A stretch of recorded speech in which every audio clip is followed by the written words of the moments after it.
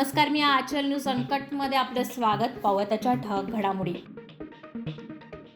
आज कार सेवकांचे आत्मे सुकावले. 32 वर्षांनी शरयू नदी हसली. राज ठाकरेंनी पोस्ट शेअर करत व्यक्त केल्या भावना.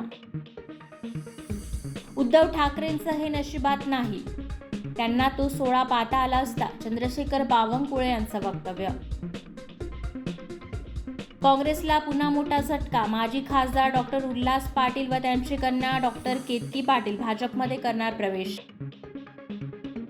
अयोध्येतील भव्य मंदिरात धनुर्धारी श्रीराम विराजमान. पीएम मोदींच्या हस्ते अयोध्येत रामलल्लाची प्राणप्रतिष्ठा संपन्न.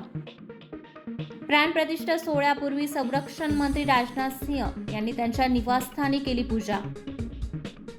नेपाळच्या जनकपूर पासून अमेरिकेत टाइम्स स्क्वेअरमध्ये राम मंदिराच्या प्राणप्रतिष्ठेच्या दिवसाचा आनंद होतोय साजरा.